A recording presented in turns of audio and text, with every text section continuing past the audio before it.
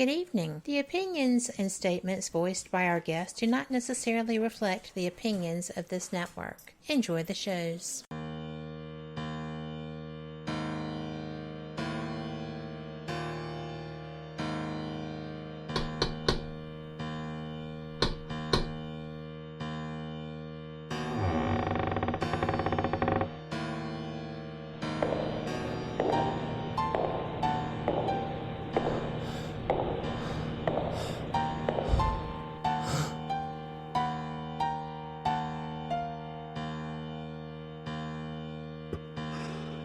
We've been expecting you. Monday, time for our maven of the supernatural, Denise Pridemore. This is the Paranormal Pride. Join to listen and chat live on WBHM-DB.com or Spreaker app. Search WBHM-DB every Monday at 7 p.m. Central for your supernatural paranormal fix. Welcome to the Paranormal Pride, where the show is about the guest and the listener.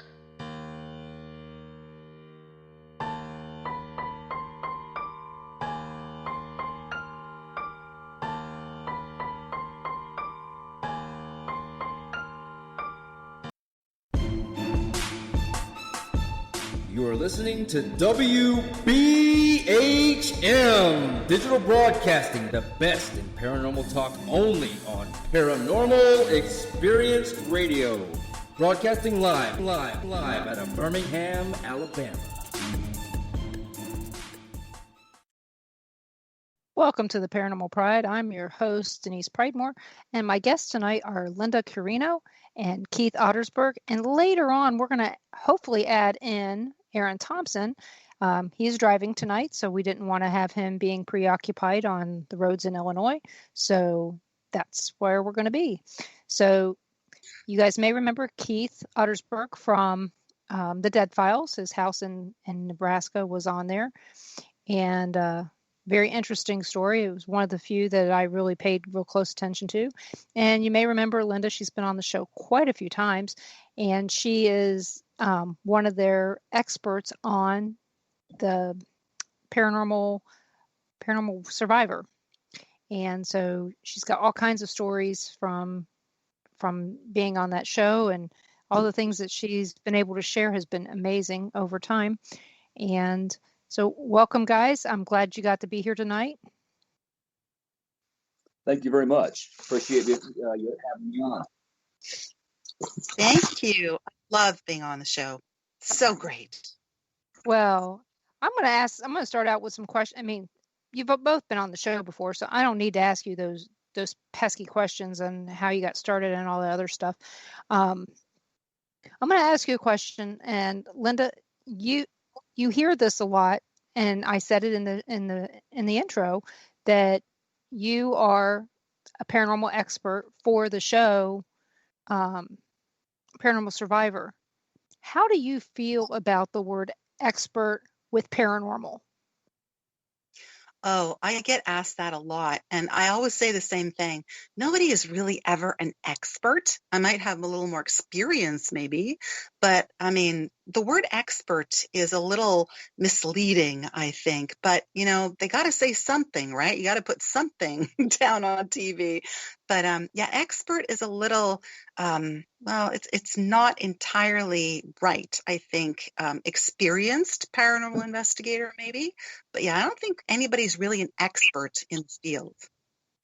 And Keith, how do you feel about that? Because I know that you deal with a lot of cases from being on the Dead Files.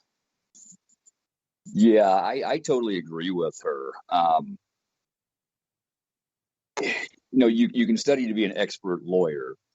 You can study to be an expert police officer, but how do you study to become an expert paranormal investigator where nothing can be scientifically proven?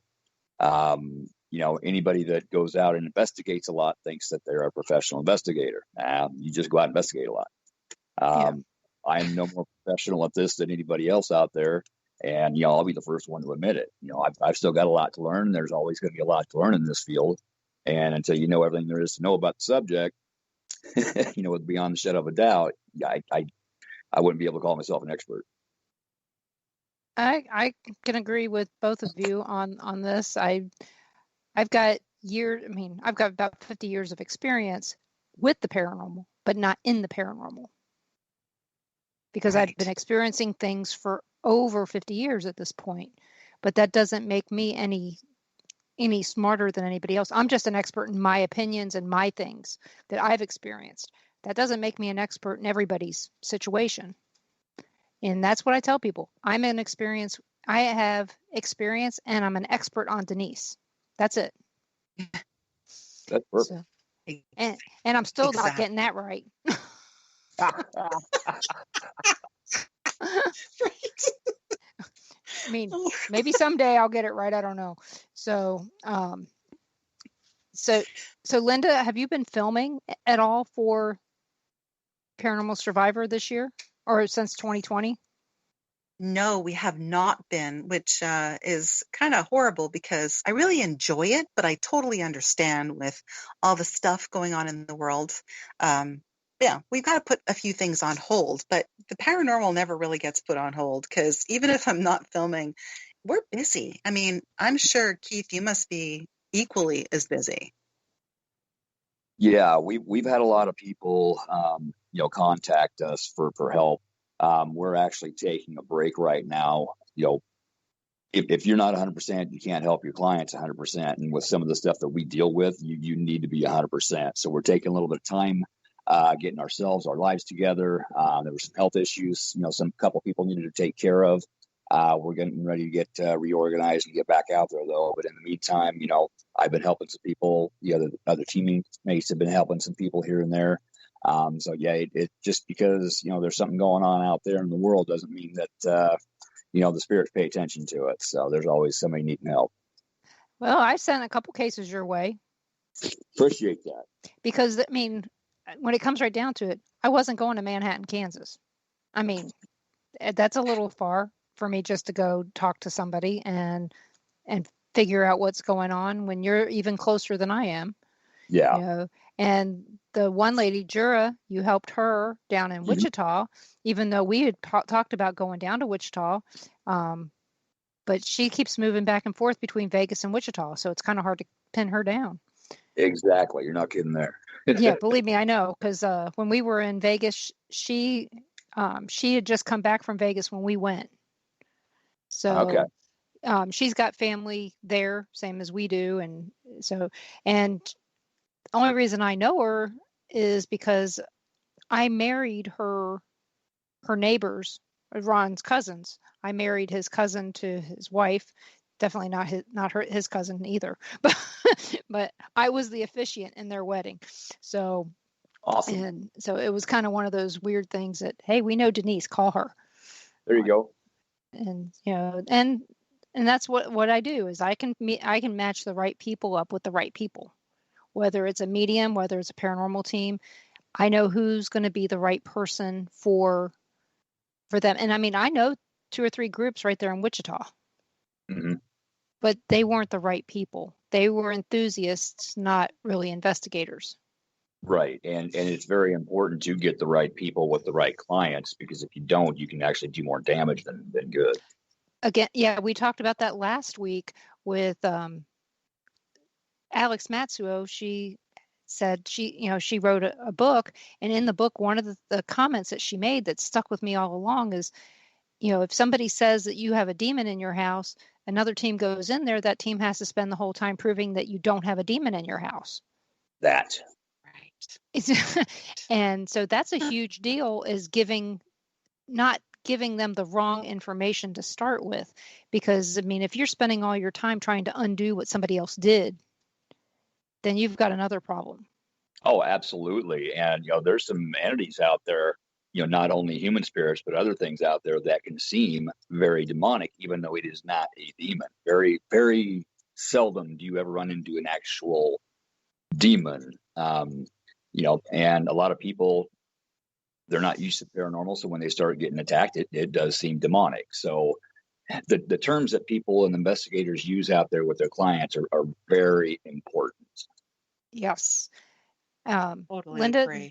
I was going to say, because I know that you deal with a lot of people, not only just on, in person on the phone, And you're on a show called Good Morning Georgina up there, so you have a high profile presence. Yeah. So you have to be that's extremely true. careful on everything that you say. Oh yeah, absolutely. Yeah, and it's called Georgina Life, believe it or Okay. not. Oh, I thought it was Good Morning Georgina, but maybe that makes Well, more. that's close enough. No, it's Oh, close close enough. enough. It's good. Yeah, but no, you're right, and I loved what you said about paranormal enthusiasts out there, as opposed to what Keith and I do, investigating, helping people, trying to ascertain what's going on. There's a lot of enthusiasts out there, and they love to walk around with all kinds of equipment. They love to say like the D word. And they like to scare people. And they're really just enthusiasts. I mean, there's so many paranormal groups out there. They're popping up like pimples, and you have to be so careful.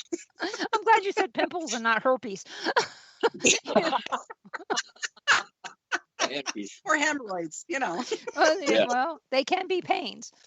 Oh, yeah. But you got to be careful. I mean, because honestly, you don't know what you're dealing with. And in some cases, people are going into situations that they're really not prepared for. They don't have a lot of experience. They don't really know the proper questions to ask. They have no idea. And then, they make things worse. And then we get called in, right, Keith? Oh, yes, we do. And the people you're talking about, they go in, they do their investigation, they wave a little sage around, which ticks everything up. They leave, and everything gets worse. If you're going to be doing this, you need to know what you're doing. If you want to go out and investigate, great, go out and investigate. If you want to help clients rid their homes and their lives of paranormal activity, find somebody that is willing to mentor you in that. Learn what you're doing, both for the sake of you, your team, and most importantly, the clients. Everybody's safety is first and foremost in doing this. What has been the pet peeves of the people that do go into people's houses to help them, from your perspective? Besides the fact that somebody told them they had a demon and you got to spend all your time telling them, proving that they don't.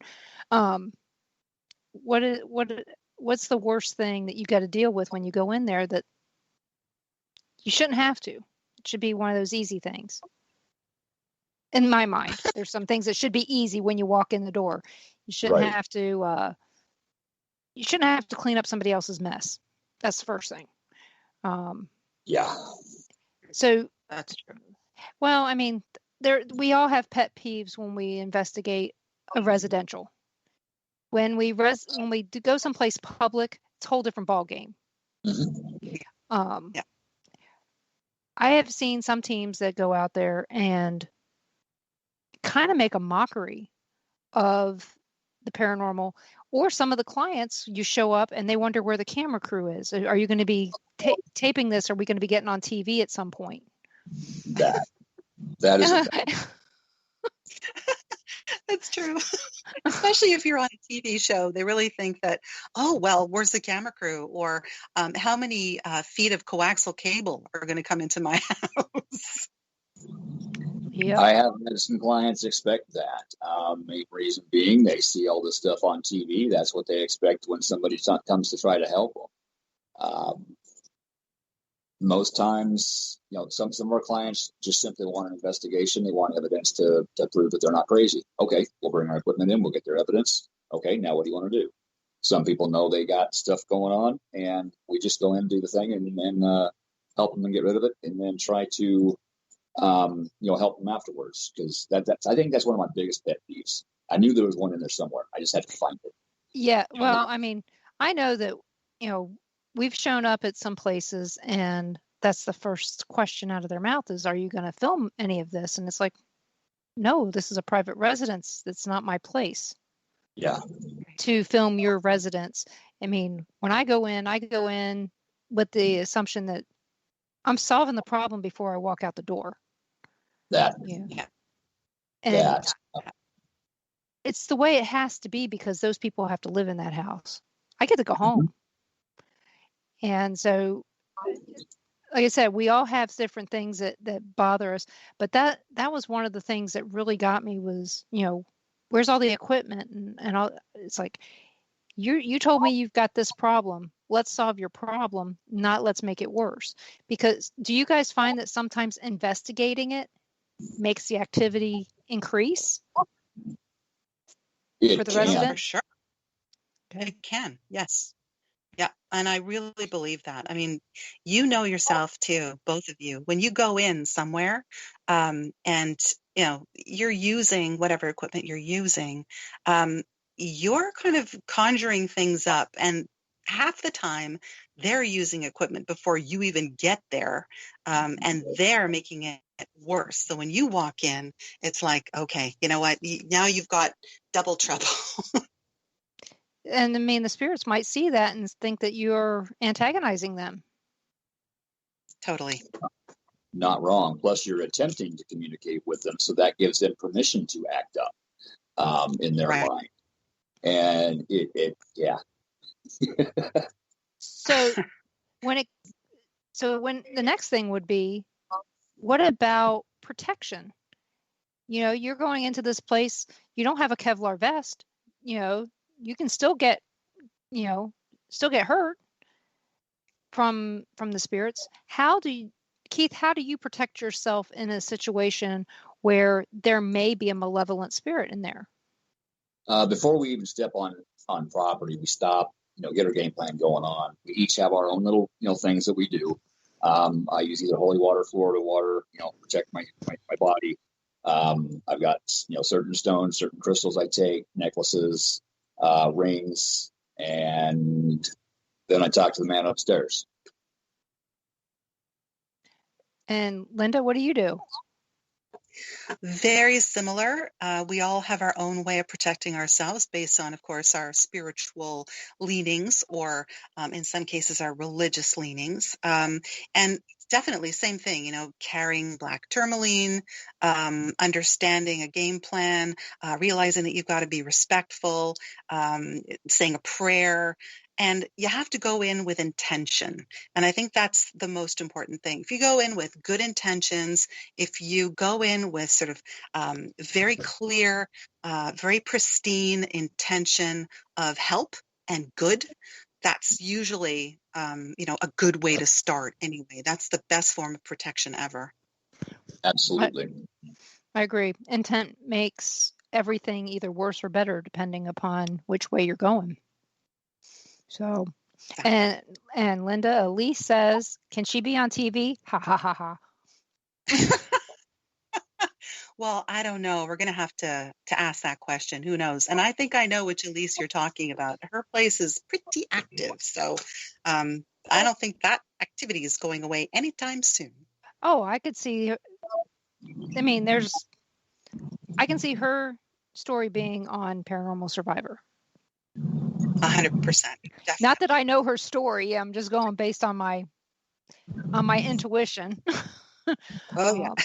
So, you know what? We're coming up on our first break, and for those of you out there, if you guys have any questions for the guests, please put them in the chat, and I will make sure those questions get asked. But in the meantime, you're listening to WBHM-DB.com out of Birmingham, Alabama, and we'll be back with Keith and Lynda in just a few minutes. But you guys just make sure you come back because this is only going to get better. I promise.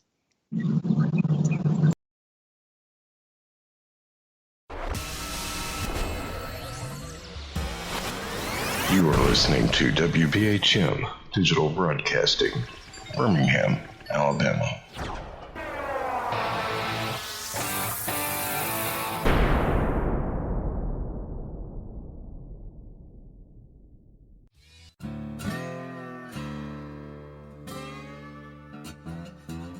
Oh, come on. I'm Southern, but... Nope. That'll do. Hello, I am Kat Hobson, host of Paranormal Experience here on WBHM Digital Broadcasting out of Birmingham, Alabama. I enjoy having guests from all areas of the paranormal, from ghosts to ufology to cryptids and beyond. You'll find some of the best researchers in their fields bringing you some great information. Join me on Wednesday nights from 8 to 10 p. Eastern here on WBHM Digital Broadcasting.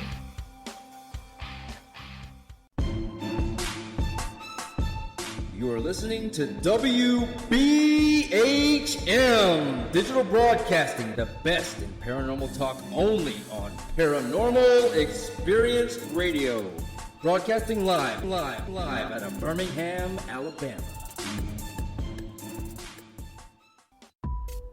Since 1948, Fate Magazine has brought you reports of the strange and unknown, all of them true. Fate Radio is carrying on that tradition, bringing you the unusual, macabre, strange, and bizarre. Join host Kat Hobson Sunday nights from 8 to 10 p.m. Eastern on WBHM Digital Broadcasting.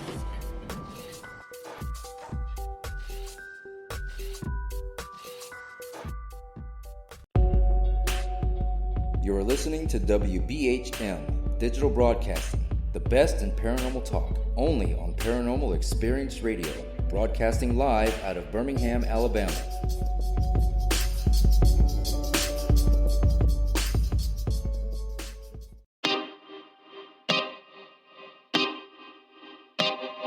This is Jason Bland, host of Midwest Paranormal Presents Paranormal Soup, where we stream live as a webcast every Sunday night, 11 p.m. to 2 a.m. Eastern, with guests who will blow your mind. Live ghost box sessions where you can call into the show to see if the spirits will talk to you, and the World Wide Web of Weird with the latest in paranormal news and evidence. We're bringing the weird every Sunday night, 11 p.m. to 2 a.m. Eastern on our Facebook page and YouTube channel. Don't forget to follow and subscribe.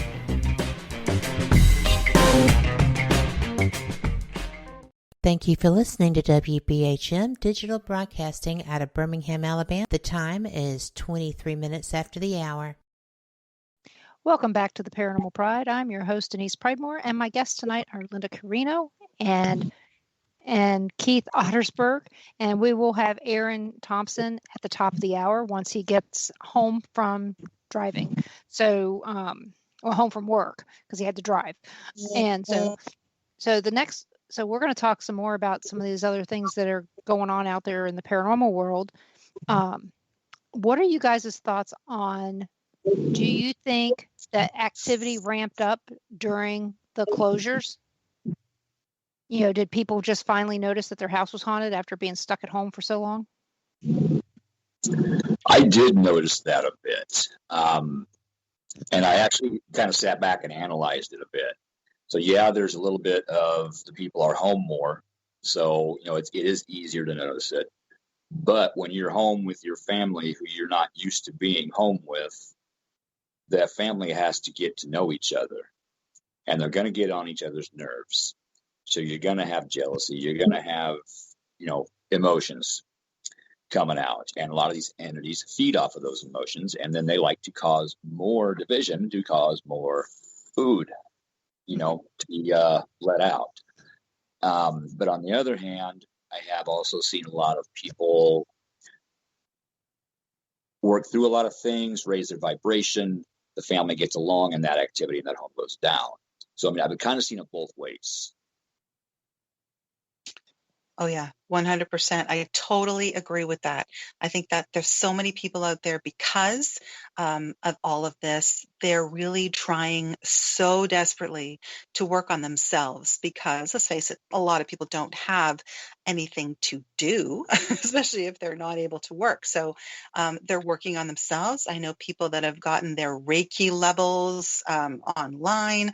I know people that have decided to go back to doing what really feeds their soul. So they're doing a lot of soul work. But again, I have noticed the opposite too, especially at the beginning where, people were at home and they're noticing things more. So if you're a person who gets up in the morning and you're out of the door by 6 o'clock and you're not home by 7 p.m., and you're not home during the day, you're not going to notice things. You're not going to pick up on the subtleties of your environment. So yeah, I totally agree. It's been sort of half a dozen of one and half a dozen of the other. I know that I've had people contact me and tell me directly that they didn't know their house was haunted until they were home. And my question to them was, is it that you just want to visit with me? That you think that your house is haunted more? Or do you think it really truly is haunted? Because sometimes people will make up an excuse to call and talk to me for hours on end when I'm working. And so it makes you wonder, is it for attention or is it truly haunted? That. We won't know. Yeah. Until you get in there, you don't know.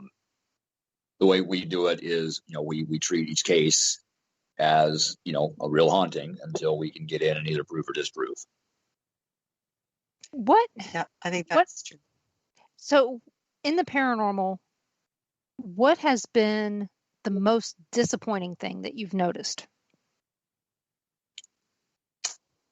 Wow, that's a loaded question, Denise. Mine's been drama. Yeah. Oh, and the way that people treat people after they've been on television. Yeah, I've been watching on Facebook, and the quarreling back and forth between different people and different teams and everything is from what I can see at kind of an all-time high. We're supposed to be working together to help people and to try to prove the existence of the paranormal, and instead there's all these people out there with huge egos. Hey, look what I did. I'm better than you, blah, blah, blah. It's like, okay, put your hand down and help lift that other person up and teach them. Don't put them down, in public. Well, don't even put them down in private, because that just brings down your vibrational level, to the bottom. And why? Right. What will it accomplish? It's just when I see that drama, I get upset for the people that are dealing with the drama. Yeah, I hate the drama too. As a matter of fact, it's interesting because what you said at the very beginning about how you had sent people Keith's way who needed some help.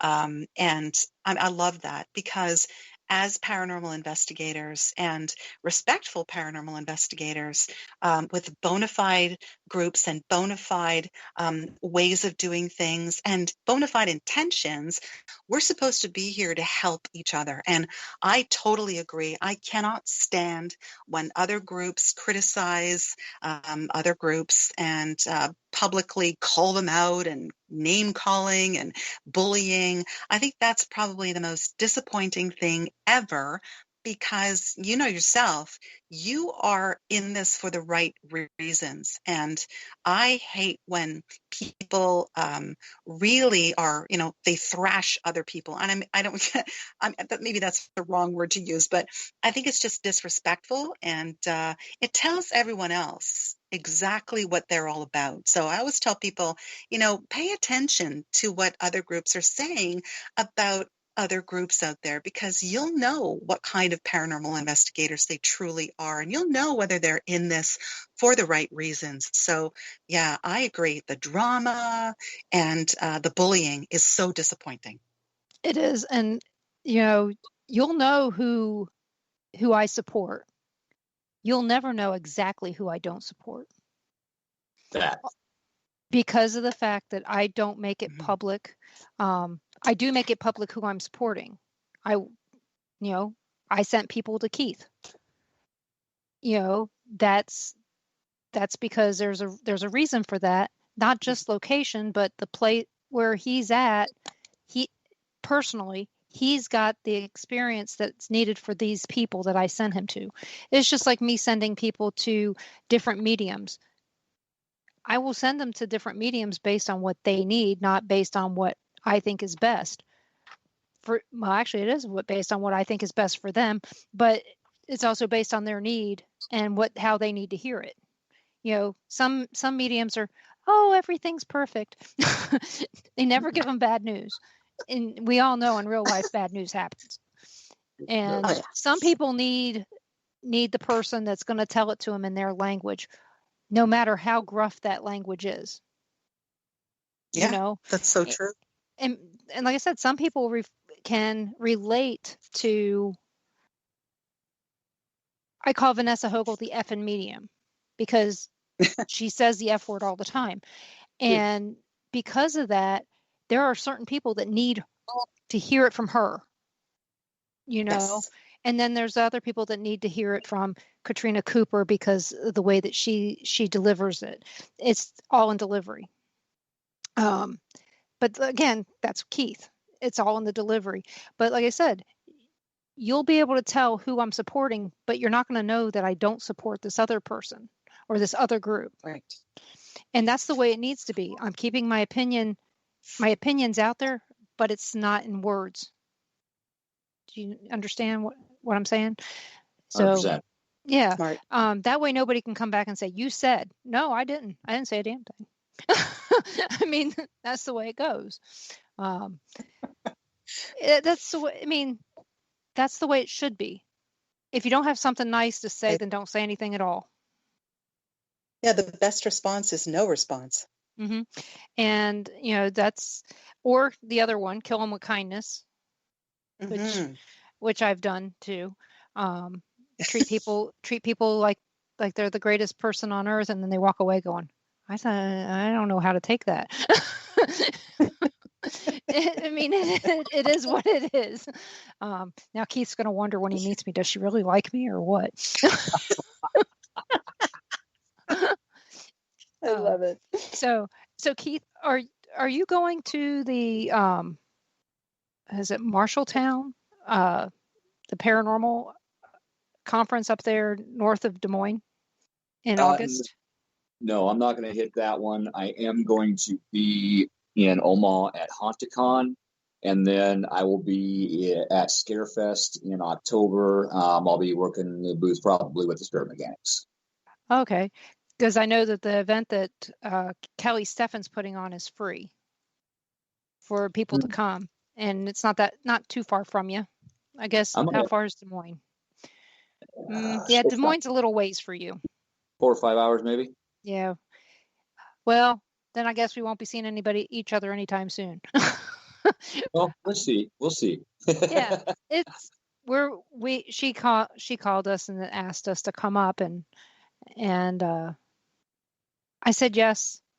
I didn't even know when it was, and I just said yes because she asked. She asked so nicely. So, and she made sure she said, I want Denise and Ron, not just Denise. Yeah. And that's always good, because just because I'm the one that's on the radio doesn't mean that Ron's not part of this, because he is.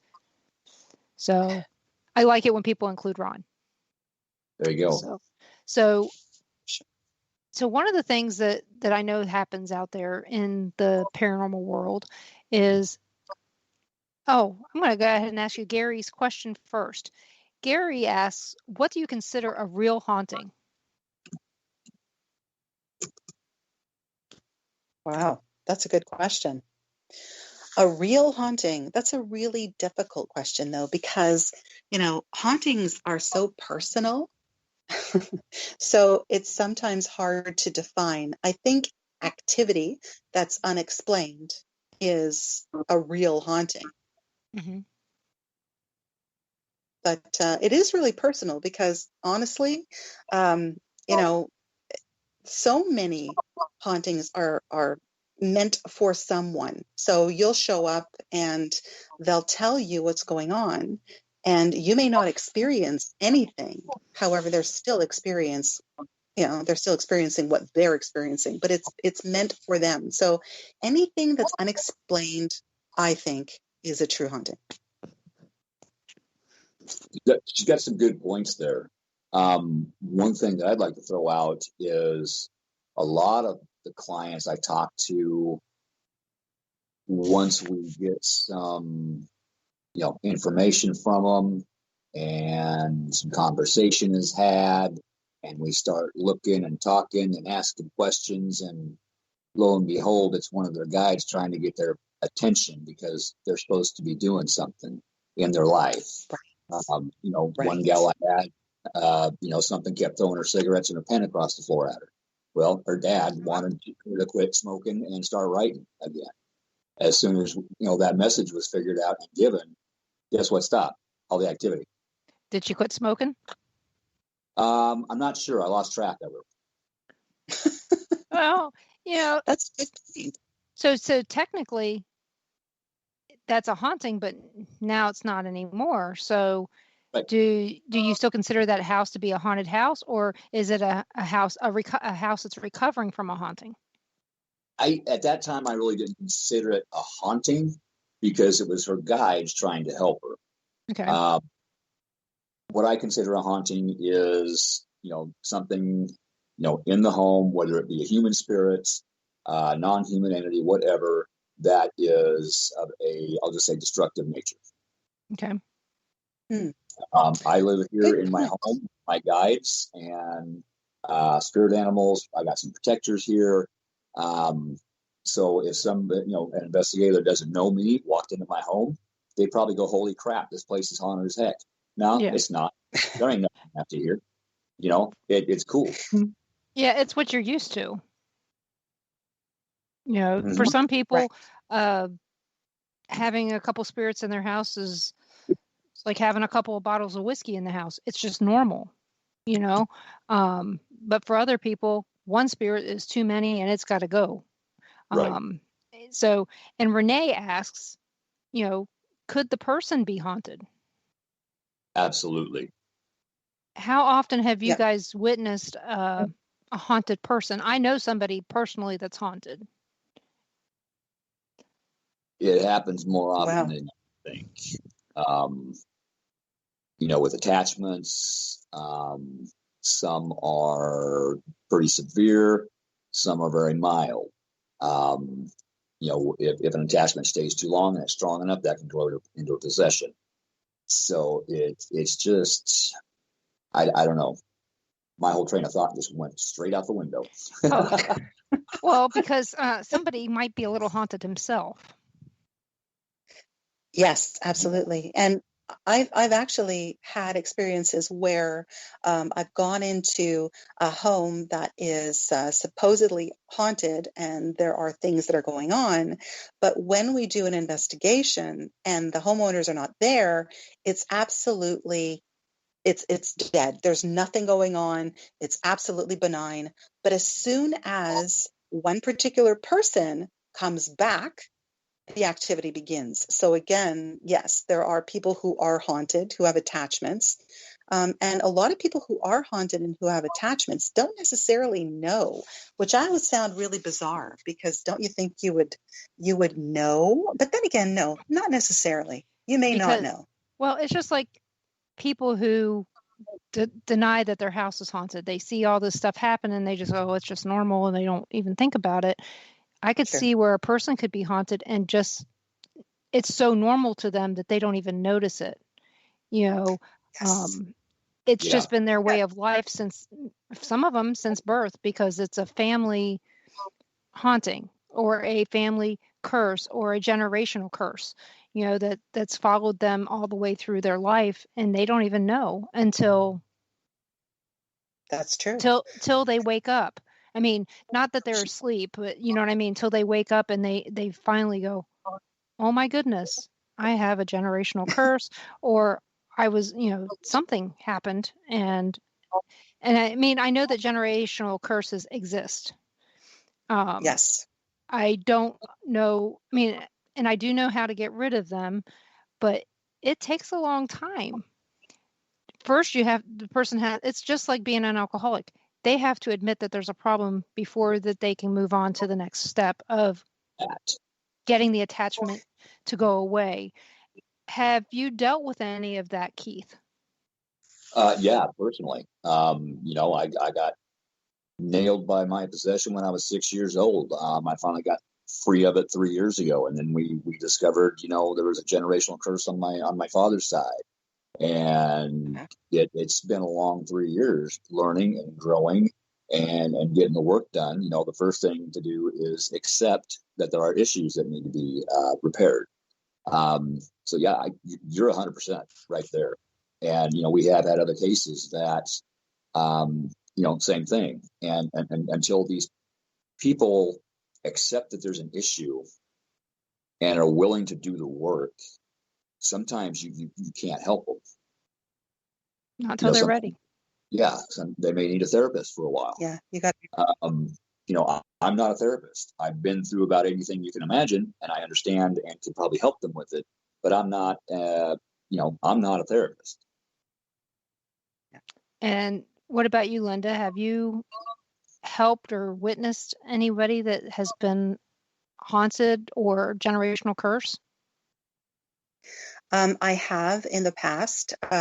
What's really interesting, Keith, you said something really important. They have to admit that it's happening. I mean, I had a colleague tell me in one particular case, how do you know that you have body odor? Other people know that you have body odor, but you may not understand that you do.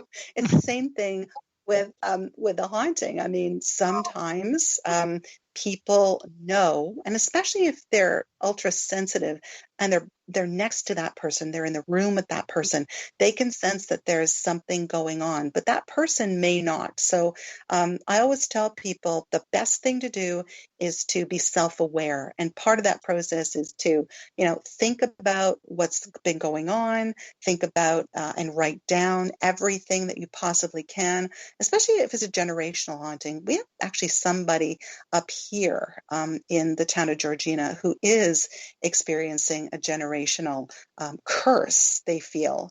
And that's a really difficult one because it's just so difficult to get rid of. You think it's gone and it's not gone. It just keeps coming back and coming back, goes away for a while, and then it just rears its ugly head. I don't know if you've ever had that happen as well, Keith.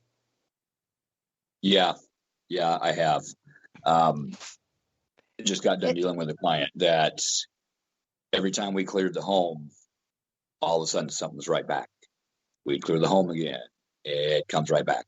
It got to the point where we finally just had to say, in order for this to stick, you're going to have to get some help yourself. And it's tough doing that. And I don't consider that walking away from a client. I consider that getting them the right help that they need.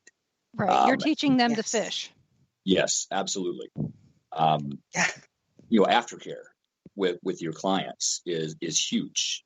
The teams that go in and smudge and leave, those homeowners are left scratching their head on what the heck to do. They don't know how to get rid of anything. They don't know what to do to help protect themselves.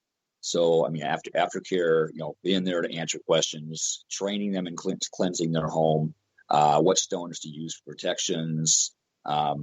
If you go to an antique mall, cleanse it before you bring it in the home. Just general stuff like that. Well, you know what? On this note, we're going to take our next break. You're listening to WBHM-DB.com out of Birmingham, Alabama. We'll be back with Keith and Lynda in just a couple minutes.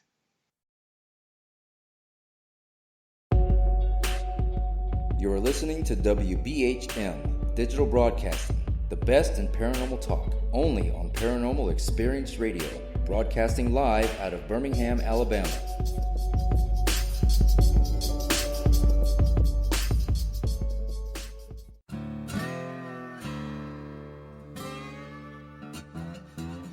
Oh, come on. I'm Southern, but...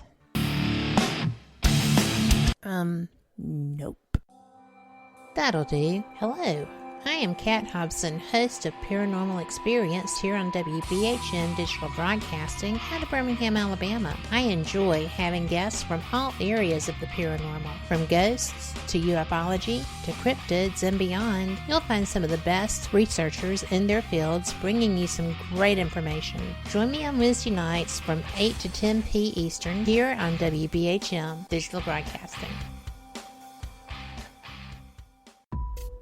Since 1948, Fate magazine has brought you reports of the strange and unknown, all of them true.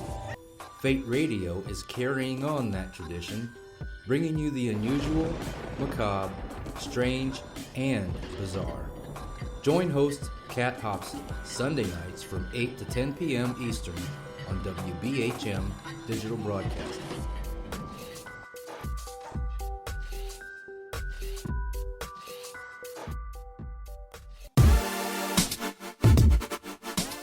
You're listening to WBHM Digital Broadcasting, the best in paranormal talk, only on Paranormal Experienced Radio, broadcasting live out of Birmingham, Alabama. Welcome back to the Paranormal Pride. I'm your host, Denise Pridemore, and my guests tonight are Keith Ottersburg and Lynda Quirino, and hopefully in just a little bit we'll have Aaron Thompson on as well. So we do have a question from Renee. I know I have my opinion on this. Are all attachments bad or evil? God, no. Okay. That's a short answer to that question. No, absolutely not. I did work on a case where this lovely girl had an attachment, and it did turn out to be her grandmother, who she had only ever met, I think, a couple of times in her life. But it was a happy attachment. It was a good attachment. And again, you have to ask the right questions, and you have to do some digging in order to find out what kind of attachment is actually there. I'm sure, as I say, Keith, you probably have had the same thing. There are good attachments out there. Mm-hmm. Yeah, she's totally correct on that. That's what I words. Hang on. Already touched a little bit on that. Somebody that isn't used to a spirit guide trying to help them can totally get the wrong idea about what's happening to them, and it can literally scare the heck out of them. So, understanding what's that attachment actually is and what its purpose is very, very important before you start yanking anything out of the home and sending it back to wherever you send it. You need to know what you're dealing with, why you're dealing with it, and then go from there.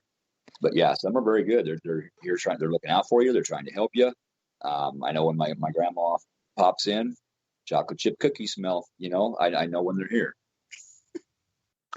Well, that's good. I'm glad she makes chocolate chip cookies. Maybe when you put your house up for sale, she'll do that for you. No, there you go. Well, chocolate chip cookies sell houses. I'm sorry. That they do. So, and Gary, back on the conversation we were having before the break, he said some people choose not to change, and that's true. Yeah. Some people just choose to live that life the way that it is. And I always say I've had attachments. Mostly I had one from the Sally house that eventually went away. When I stopped being obsessed helped. But I think everybody has an attachment, and sometimes they don't know it. I'm not saying it's bad, like we were saying here, that they're not bad or evil. But I think we all have family members that attach themselves to us, and we don't always know that they're there. They're that subtle. Yep. At least that's been my experience. I know that, I tell people this all the time. I know that my mom is an attachment, but she spends more time with my sister because my sister needs her more than I do. Well, my sister always needed her when, all the time. And me, on the other hand, I was very independent. So I know what she does is she comes here, she sees me, everything's okay. I will go back to Judy. She needs me. So I think you can have attachments that move around. That, not only can one person have, I think multiple people can have the same attachment. You're not wrong. You are not wrong there. And a lot of people out there, even in the field, even experienced investigators, still swear up and down that a spirit is trapped to the place where it is. Mm-mm. No. They can get up, they can walk downtown if they want to, they can go to work with you if they want to, they can move around just like we can. I mean, they can walk through walls for Pete's sake, you know? If they know they can, yep. Yeah, absolutely. So yeah, they get up and they move around. Here in town, I have them walk up to the house all the time and ask for help. You know, it's just one of those things. That's when you said that, you know what it made me think of was the Villisca axe murder house. Mm-hmm. People think that the killer stays there all the time. And it's like, well, what about the 50 other people that he killed? Right. You know, Right. Who's to say that he's not in Paola, Kansas, Mm-hmm. or Ellsworth, Kansas, or one of the other places between Colorado and Indiana along the rail lines that he killed people, you know, because I mean, we want to investigate this house in Paola, Kansas. It's 17 miles from here. And it was 4 days before the Villisca axe murders, same MO. Wow. The mirrors were covered. They were axed in their beds by the train within not even 100 yards of a train. And in fact, when I took Ron there the first time, okay, we've lived here 21 years. I took him last year. And we've known about this house probably since we went to Villisca in 2009. And I took him last year when we went to go get licenses. And it was funny because when I took him there, first time ever that I've seen a train. I mean, I knew there was train tracks because you can see them. But this time the train was actually going by the house at the time. So it made a huge impression on Ron. And, but yeah, it's, why wouldn't that killer, especially if it was the same person? And back then we didn't have the internet to do copycats very easily. Right. Who's to say he's not there some of the time and here some of the time? And who's to say he's not on a train somewhere too? Very valid points. I mean, there's all kinds of things that you could think of that, but then you would think about the kids in Villisca. It's quite possible that no, they may not leave the house. Right. So it's just the thinking about it. And, that is one of the few places where I believe that there are child spirits. I don't believe that there are child spirits in some of the places that people say there are because there's no proof that children ever died in these locations. So it makes you wonder about that too. But that's me digressing to something else. Let's see. Elise says again, she goes, I'm sure that the land this house sits on is the issue. She says, I get spirits that pass through and are relatively okay, but once in a while I get very negative entities here. I've almost moved before Lynda and her team came and cleared my home. And that leads me to the question of portals. How often do you guys think portals actually exist? We've actually ran into quite a few of them. We close them and it's done, but there are a lot of them out there. It's just a place where energy can be transferred. The earth is a very interesting place. But she's correct on the land. The land may be haunted. One client we had in Kansas, her home was built there was a huge massacre there.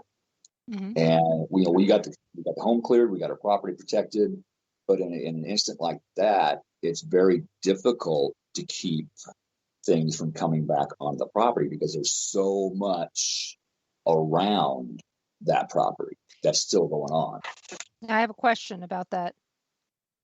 Was that in Mendocino, Kansas? Because we had that huge massacre down there during the John Brown days. Uh-huh. And so every time we go back there, we have issues where I get sick and we have to leave and go to the rest area down the road. Or mosquitoes are so horrible that we can't get out of the car. Oh. I mean, you can see them on the side windows, not on the front, just on the front window, on the sides where it's hit the car on the side. Wow. So is that where this lady was that you were talking about that had the massacre? But I know we had other massacres in Kansas. It's just that's the most common one. It's close, I believe. I'd have to get a map out. It's close, I'm pretty sure. Because that's Wow. if you ever go down there again, we live just up the road from there. Okay, I'll keep that in So, mind. but yeah, I mean, you've got that. You got the Battle of Mine Creek. That's not too far from their Civil War battle site. You've also got the battle at Trading Post. That's right there. You know, in that area, I could see where people would be saying, "I have all this stuff," you know, because it's all this area leads down to Fort Scott, and of course, all along that it's the military road. So there's all kinds of battles that have happened on the eastern side of Kansas. So it makes you wonder about how that can. I mean, you can't clear a place like that because you don't know how many spirits could possibly be there. Right? Yeah, it's difficult. Yeah. With a lot of spirits in the same area. It's very difficult. And Lynda, it's a concentration of energy. Because you guys have had some battles up there as well, right? We have, absolutely. But honestly, when we can travel, we would love to go and visit. And the team would love to kind of experience what goes on down there because, yes, we've had battles here, but, you know, I can't even imagine what it would be like where you are or even Gettysburg. I mean, that must be incredible. Gettysburg is an amazing sight to behold. I loved it more back in the 70s before everything was so commercialized, to be honest, because we used to go there for field trips. Being from Baltimore, you know, air field trips were great. Think about it. We got to go to Washington, D.C. and Antietam and Gettysburg and all these places that people now talk about and go, we got to go there because it's haunted. And it's like, oh, I've been there, done that. You know, way back when, you know, because I mean, I had paranormal experiences at some of these places back in the 70s. And, you know, you can't tell anybody that you have these experiences because, well, first of all, you're a 12-year-old kid and you're already the weird kid as it is. You don't need more stuff. And I'm saying I was the weird kid. It was because my dad was murdered. And everybody knew because here was this kid who had two sisters and only a mother and no father. So we stuck out like sore thumbs. We didn't need any more attention. And so we kept it that way as much as we could. So I just didn't say a lot of things back then. But yeah, you guys up there in Canada have some amazing forts and things like that. I mean, just as amazing as ours, but yet you guys have seem like you have more history up there in some places. Yeah, we do. We have a lot of history. When I was with the Toronto Ghosts and Hauntings Research Society, we were locked in one fort just on Lake Erie, and it was an eerie experience. I mean, the atmosphere itself is quite incredible. And that's the thing when you talk to people about the paranormal. I mean, you know yourself, it's about experiencing the atmosphere of a particular location, especially historical, because there's a lot of intense energy there. When you're talking about portals, I mean, talk about a concentration of energy. There's so much there. Have you guys closed any portals when you've been investigating, Lynda? We have we closed a couple of them. Some people don't want the portals to be closed, which is an interesting thing. They actually like the activity and they like the fact that there's something that invites it into their environment. And I always found that really odd, but we have had people say, yeah, no, please don't close it because we kind of are curious about what's going to happen, which I don't know. Who knows? I don't like to question people too much because, you know, you just never know, right? Yeah. I mean, I know that because I know some places can have multiple portals in one location and some places might have one. And sometimes what's coming through there isn't good. And sometimes it's just, hey, there's a light on and something's coming through and then they're going to leave. It's, you know, just kind of a thoroughfare. and nobody even realizes that it's there until they see something. But you know what? We're at the top of the hour break. So everybody, this is 5 minutes. You're going to listen to the news. And when you come back, hopefully we'll have Aaron here along with Lynda and Keith. And you're listening to WBHM-DB.com out of Birmingham, Alabama. Talk to you. Support for this NPR podcast and the following message come from Icon Pass. Own the season, own the stories, own the Stoke. From the second you score your pass and stake your claim to the 21-22 season, there's an entire season of sweet stuff to look forward to. Explore pass options at iconpass.com. Live from NPR News, I'm Jack Speer. The Biden administration has secured agreements with Mexico and Central American countries to fortify their borders. As NPR's Tamara Keith explains, it's an effort to slow the tide of unaccompanied minors trying to come into the U.S. The number of unaccompanied minors showing up at the southern border of the U.S. is on pace to set records, and the Biden administration is struggling to keep up. Tyler Moran, special assistant to the president for immigration, said on MSNBC's Morning Joe that the administration is working with Mexico and other countries. We've secured agreements for them to put more troops on their own border. Mexico, Honduras, and Guatemala have all agreed to do this. That not only is going to prevent the traffickers and the smugglers and the cartels that are taking advantage of the kids on their way here, but also to protect those children. She said the administration is also working to speed up its ability to process the children and teenagers and move them to safe places, awaiting disposition of their immigration cases.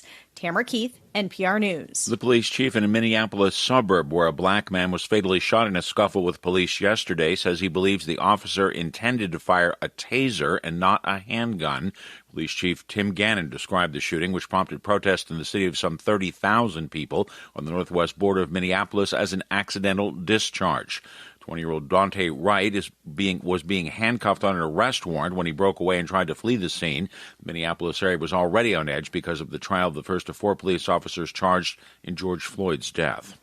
Troops who experience sexual trauma are more likely to leave the service early. That's according to a report released this spring by the RAND Corporation. Carson Frame of Texas Public Radio has more on how sex crimes impact military readiness. The RAND surveyors found that sexual assault doubled the odds that a service member would separate, the term for leaving the military, within 28 months. Meanwhile, sexual harassment was associated with roughly 8% of all separations during the same time period. Andrew Morrell is a behavioral scientist with the RAND Corporation. We all know, I think, that sexual assault and sexual harassment has tremendous costs to the individuals involved in it. But I think less attention has been paid to what the institutional costs are. Morrell says most of those who separated did so by choice, often sacrificing retirement and other benefits. For NPR News, I'm Carson Frame in San Antonio. The head of the World Health Organization says a meeting to be held this week to discuss some of the, quote, glaring inequities in distribution of COVID-19 vaccines will be attended by some of the major vaccine makers. WTO Director General Ngozi Okonjo-Iweala, a former Nigerian minister and World Bank executive, said her top priority at the helm of the organization will be to address the coronavirus pandemic. While tens of millions of people have been vaccinated in wealthy countries, in many poor countries like Africa, they've received little or no vaccine. On Wall Street, the Dow is down 55 points. This is NPR. The New York State Pension Fund is removing investments from more than half a dozen oil sands companies, another big move for the country's third biggest public pension fund. As NPR's Camila Dominowski reports, it's part of an effort to reduce the fund's contribution to climate change. The fund manages pensions for state and local government employees, and last year it set a target of having net zero carbon emissions across all its investments by 2040. First, the New York State Fund dropped support for a number of coal companies. Now they're pulling millions of dollars out of oil sands. That's a type of oil production that's particularly bad about releasing carbon dioxide emissions. And next, fund managers will take a hard look at shale investments.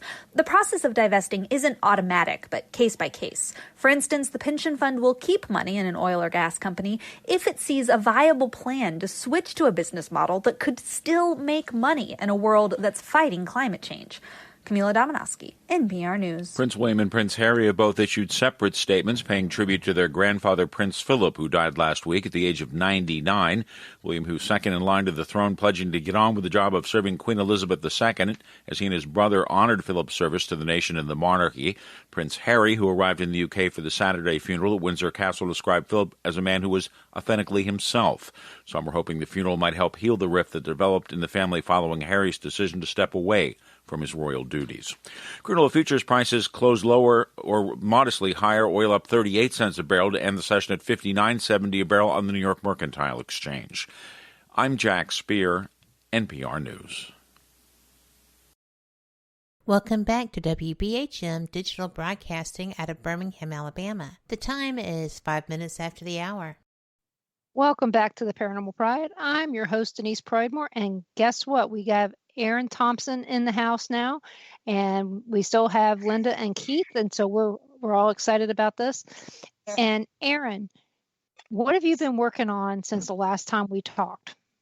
By the way, when you said my name, that hum that you probably heard was me mimicking a crowd cheering for me. Yeah, that was much better. Yeah. Thank you. Oh man, hindsight is 20/20. To say the least, right? It means so much. First off, thanks for having me on the show. Totally appreciate it, Denise. Well, we were supposed to be on a roundtable show together, and somehow they ended up having me than you, as opposed to having both of us at the same time, for Lisa Hale. I remember that. Yes. Something came up last minute, sadly. Yeah, and you ended up being on in the second hour as opposed to the first. And so that was interesting, to say the least. But what have you been working on since we last talked? Well, I've been really focused on my hypothesis on ghosts, which is pretty darn solid. And I don't know if I went over a lot of that with you before. That's just been kind of evolving in my head for the most part. I haven't been able to do too many experiments within the quarantine, though I've working on some concepts for some communication devices. It should be really super cool. Hopefully get that out, or get one of them out by the mid this year, maybe pushing to the end. But so are you trying to come up with something along the lines of one of your favorite things, like necrophonic? Yeah. Well, actually, utilizing the necrophonic, or one of the other applications. But I've been working. Typically, of course, when you use a ghost box or a ghost application, I mean, they're considered a ghost box. For those who aren't familiar that are listening, it's those loud noisemaker talky things that supposedly we hear the dead speak. Up for debate, of course, but I feel they work real well, and they get some pretty spectacular, fantastical responses. Multiple syllables I always look for, and I utilize the systems that use part words, sounds, and phonemes. So there's not real words put in the algorithm. Mm-hmm. So I challenge myself with it, and man, I tell you what, I've been getting the box of singing happy birthday to people. I've been getting a lot of really cool actions from the box. Anyway, so what I've been doing is putting 2 or 3 speakers working at the same time with the same application, because with theory and concept, I mean, it should still work the same. It's using the same space around, though that's more of a ether type space nonetheless, but it's still within the area of. So if it speaks, theoretically, it should work in tandem with all the noisemakers that we have. Well, we've had dueling. We've done dueling ghost box type things. You know, dueling Echo Vox. And how they worked for you? They've worked great. We've had basically, it seemed like they had conversations between the spirits. It's pretty cool, isn't it? Yeah, and we've had it happen quite a few times. And I asked the box, and of course this wasn't recorded. It was a session I recorded, and then I asked them outside of, that session right before I turned them off. I go, guys, I want to hear you more clearly. Help me out. What would make this easier for us? And they gave me a real quick, direct response. And I've been thinking on that like the whole time because it makes absolute sense. Now I feel like I need to tell you guys. Now you have to tell us. So someone's going to take it and like do wonders with it. You know what? Whatever. We're on one team, one dream. I don't need to make money from it. But it said grab a plant. And why is that relevant to me? Mind you, I look beyond ghosts and spirits and that energy. Even Einstein in his theory understood about 10 years prior to his death, his theory was kind of smashed with an equation that another physicist,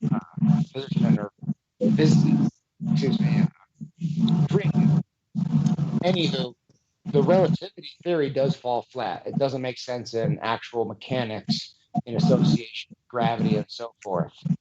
So with that in mind, the energy itself is a working mechanic in between, kind of explains your prayer, well wishes, good vibes, and other things. There's another road to go down.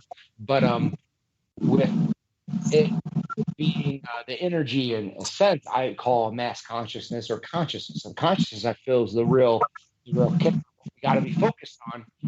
Not ghost spirits. I feel they are an attribute of consciousness, or a reaction from what the consciousness can produce. By all means, it's not a core of anything. It's more of a shed. So everything has consciousness. Animals, little fluffy, fish, plants, weeds, viruses, anything that has those cells. Us, of course, extraterrestrials that we haven't even came in encounter with. I mean, it's all connected.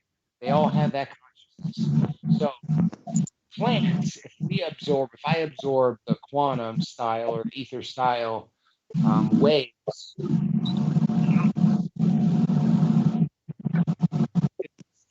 around like. Hey, Keith, can you mute for a second? Yeah. Okay. Aaron, can you talk? Yes, I thought someone was just cutting down a tree or something. No, I think it's possibly Keith's fish tank, maybe giving you some feedback. Yeah, well, they are, because the fish have consciousness, right? Right, so that's what you just said. Yeah, they're like, you're right, dude. Finally, someone gets us. So there you go. So they're just being a bit fishy. I'm trying to find a water pun, but no, I'm failing my puns. Anywho, so if I absorb the spirit boxes in tandem with individual chips or units that have the necrophonic, well, I'll use an example, with this box, and plants literally plant seeds and have a plant put its roots around these boxes and these electronics in some format. For some odd reason, that makes sense to me with the downward flowing ether consciousness, and that we're literally giving a plant a voice in a weird way. And I'm not sure if it's going to work like, the talking plant type thing, but I'm curious what it would do, provided the feedback that I got post session. You never know. Yeah, and it's about just trying, right? To me, it sounds like it makes sense, but again, it could. Maybe it won't do anything. Well, you just planted the seed, so who knows what'll happen. You got the fun. Sarcasm is my first language, so I can get this down. So, but you already know that. So now everybody has now heard that Aaron is sometimes way above some of us, and he's also very funny. And so, are you guys still doing all your stuff? You and Nick? Nick actually went and did another project with another investigator, and they they might be on Amazon Prime with a show there as well. But I know he did a lot of YouTube, pretty well put together productions. But yeah, that ceased. So he's transitioned from that event, which is good for him. We're always gaining experience.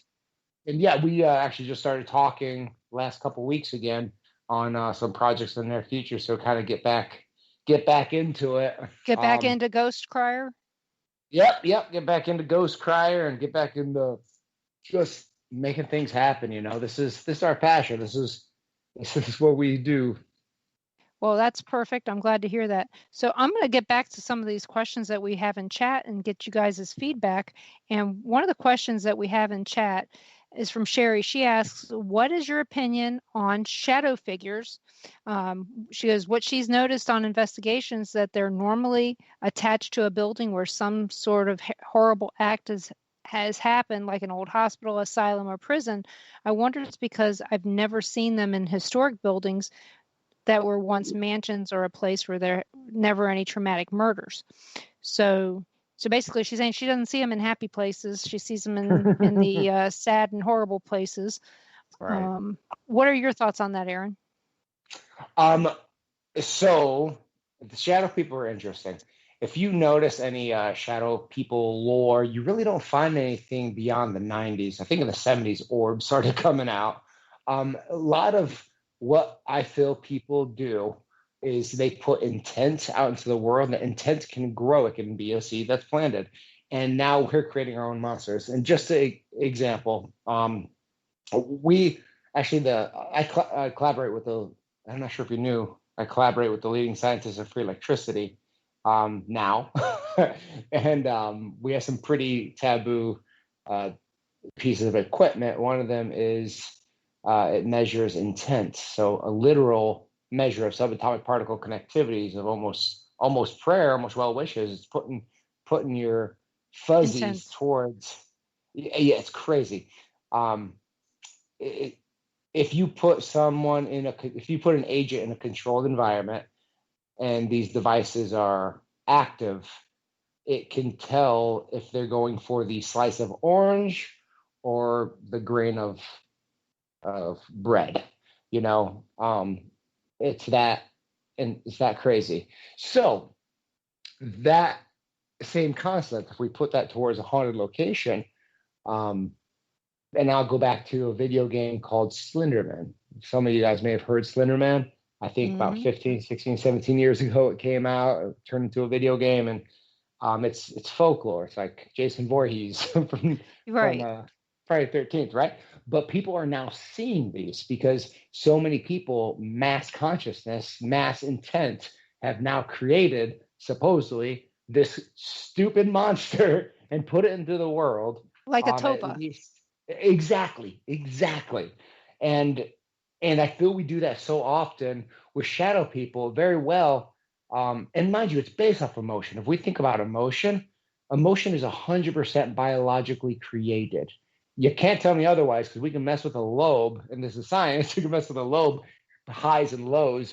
Drink alcohol, that messes with the biology. However, you never slur your consciousness, your thoughts, right? Your third eye. Well, I guess not quite third eye, but you get it. I know. Same context. But your give a cares go away. You're like, should I go home now? No. Whatever.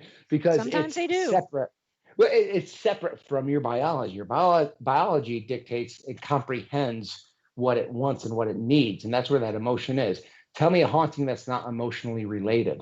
It's all emotionally related. It's great love stories, or in our case, a lot of tragedies. In this situation, it's these shadow people are put towards a tragic scenario. I feel that this is that biological reaction when the consciousness separates from the vessel upon expiration, that it leaves a smart photo with AI capabilities or an imprint, an echo of sorts, which is soulless, but it's your grandma, but your grandma's perfectly fine. She's in the ether once again. She's ready to be reincarnated, or however, that force is illustrated. She's fine. Everyone on death row is fine. Everyone who committed a terrible murder are fine. Everyone who died of a terrible murder are fine. But their memory remains. Metallica got it right. Yep. And that's what I feel we chase, we hunt, and that's what I feel is created sometimes as shadow people. And I've heard stories of dragons, fairies, leprechauns. I mean, you've heard them all. Maybe you've a witness, or all that's real, mind you. But again, our intent is that power that's driving that. I think it could very well be a Dream Master scenario too. Okay, well, we're going to stop here, and I'm going to come back to Lynda and Keith on this subject when we come back from the break. You're listening to WBHM-DB.com out of Birmingham, Alabama, and we'll be back in a couple minutes.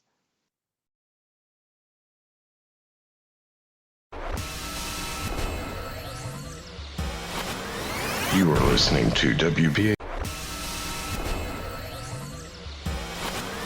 You are listening to WBHM Digital Broadcasting, Birmingham, Alabama.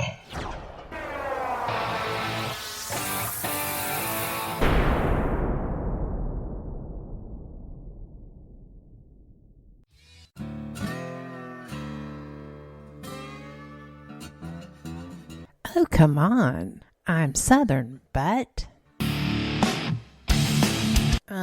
Nope. That'll do. Hello. I am Kat Hobson, host of Paranormal Experience here on WBHM Digital Broadcasting out of Birmingham, Alabama. I enjoy having guests from all areas of the paranormal, from ghosts to ufology to cryptids and beyond. You'll find some of the best researchers in their fields bringing you some great information. Join me on Wednesday nights from 8 to 10 p. Eastern here on WBHM Digital Broadcasting.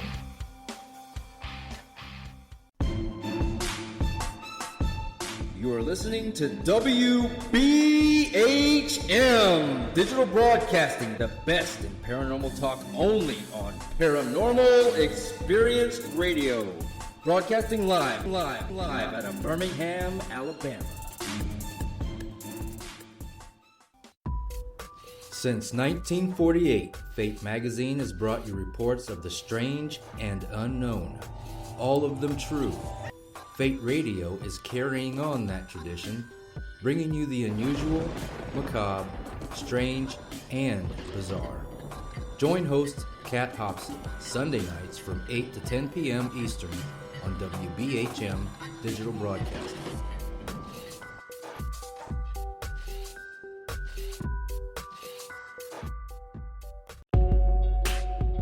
You are listening to WBHM Digital Broadcasting, the best in paranormal talk, only on Paranormal Experience Radio, broadcasting live out of Birmingham, Alabama.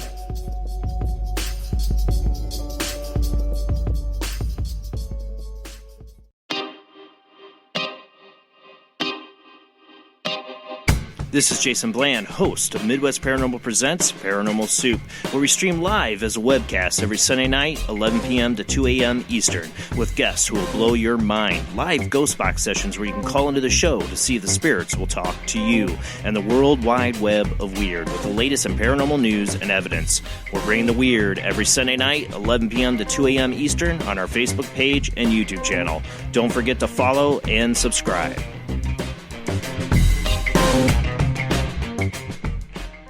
Thank you for listening to WBHM Digital Broadcasting out of Birmingham, Alabama. The time is 23 minutes after the hour. Welcome back to the Paranormal Pride. I'm your host, Denise Pridemore, and my guests tonight are Keith Ottersburg, Lynda Quirino, and Aaron Thompson. And we are having a spirited talk.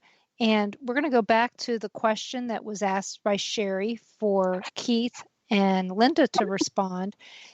She wants to know, what is your opinion of shadow figures, and have they noticed on investigations that they're normally attached to a building with some kind of horrible act as opposed to a happy haunting? Is that the case that you guys have noticed, Lynda or Keith? I've noticed in all kinds of places, not only in places that were deemed where negative things have happened, but I have actually seen them in normal, everyday client cases. In my view, like he said, the soul, it's energy. your body works off of electricity, chemical energy. Everything's energy, and science has proven that energy cannot be destroyed. It can only be transferred into other types of energy. So when your body dies, what happens to that energy? It becomes a soul. Different spirits use different energies to come through in different ways. Just like one person, may do this job this way, another may do it this way because that works better for him. In my view, it's the same way for the spirits and the entities, how they come through. Some may come through in that form because it's easier for them. Others may do a mist because that's easiest for them. So I've seen them in, pretty much a lot of places, good, bad, whatever. Lynda? Yep. I've seen them in different locations. I've seen them in regular, ordinary residential hauntings. But what's interesting, and what I think Sherry's getting at too, is that, I do tend to notice that if you are in a place with a reputation, like if you're, for instance, we did an investigation of a place in Picton, Ontario, which it is now a paintball location, believe it or not, but it was a military hospital. It housed some pretty interesting people. It has a reputation for being somehow slightly sinister. A lot of paranormal groups go there and they do their thing. A lot of people report shadow figures, and I'll tell you, after being in the field for as long as I have, Denise, you know what I'm talking about. I have worked with people who will say they show who they are and what they are based on what they think that you want to see often. And I think that's true. I mean, if you're on a paranormal investigation in a big haunted place, a mental hospital or something like that, you're going to want to experience something. And if people out there have been saying, well, it's a horrible place and you see a lot of shadow figures, your brain will tell you, that's a shadow figure. I mean, I don't think I'm totally off base here. But no. I think shadow figures can, I don't think necessarily they're malevolent, but I do think that, they will present themselves the way that they feel necessary at the time. And my theory is, Mike Ricksecker and I talked about this at length at one of the paranormal conferences that we went to in Mattoon, Illinois. It was a very small paranormal conference. There was only maybe 30, 40 people there. It was great. And we sat down and we talked, and I said, well, I don't believe that every shadow figure is necessarily bad.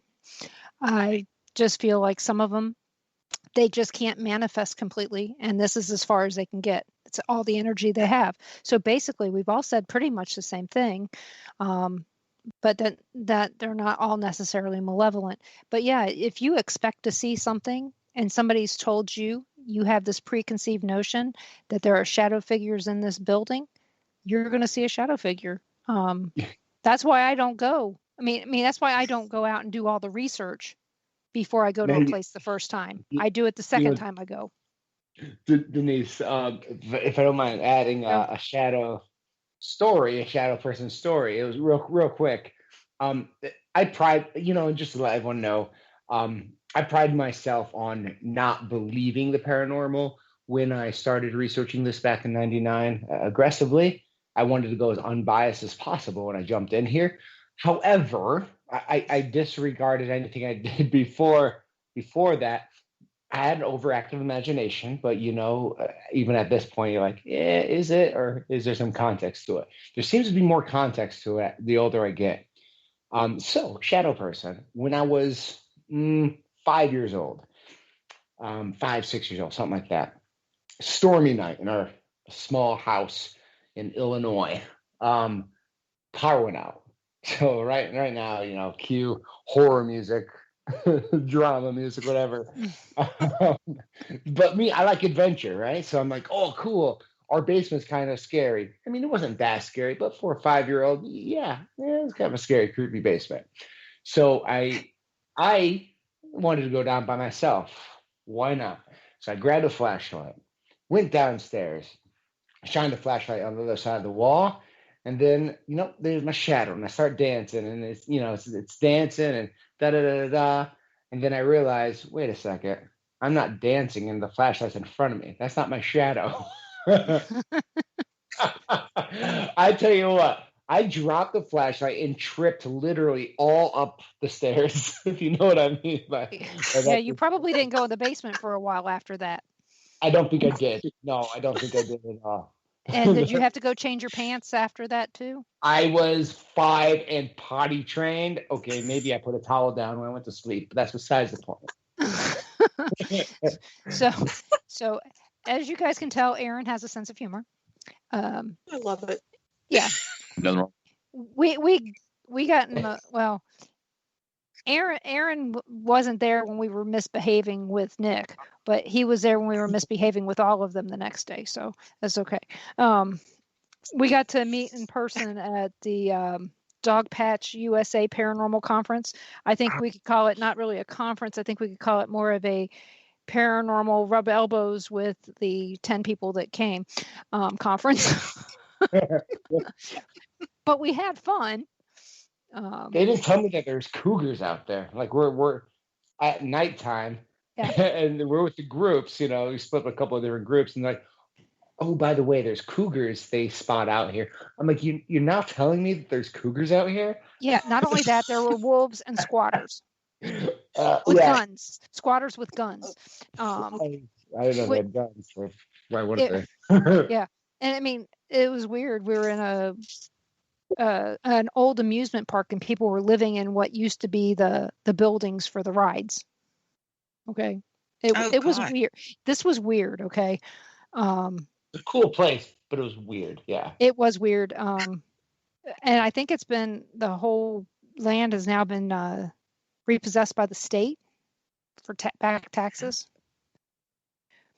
But that's not my problem. I don't live in Arkansas anymore. Haven't lived there in a while. So we got another question here in chat, and this one from Gary. He asks, how can shadow figures make footstep sounds? One I saw, I knew was a person when they were alive. He knew the person when they were alive. So what do you guys think about shadow people making noises? I said my answer last night was, I think it was last night, was that it's possible. If a ghost can make noises, so can shadow figures. What are your thoughts? I'll go with Lynda first. Oh, yeah, absolutely. And you're right. I mean, it's sure. Why can't it make noise? And again, you're right. If it's a manifestation of something, it can absolutely make a noise, just like it can absolutely reach out and touch somebody if it wants to. So, yeah, totally. That's totally my answer. Keith? Yeah, I agree that they can. One thing I'm seeing is maybe it is the density or the strength of their energy that they can pull from their surrounding environment. Maybe one shadow figure can't make noises, maybe another one can. One's pulling more energy. The energy is more dense on the one that can, if that makes sense. Mm-hmm. And how about you, Aaron? Yeah, actually, both the other two folks were kind of nailed it. Yeah, I mean, there's definitely a possibility of audio creation. There's 3 kind of hauntings that I've kind of labeled, which is residual, we all know, intelligent hauntings, which we all kind of chase after because they respond to us. Makes it nice.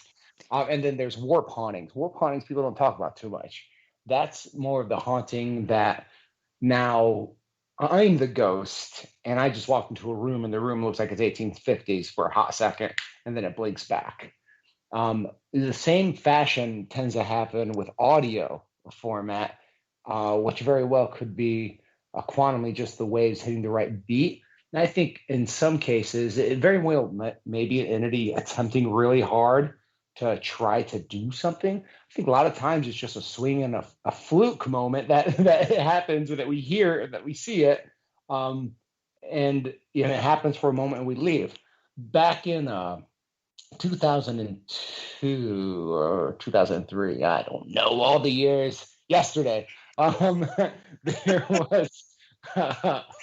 I went to a cemetery, and I was with two skeptics, which I tend to pull. Well, let's call them logical mind. I don't like the word skeptics, but there's so there's two logical speakers or thinkers there with me.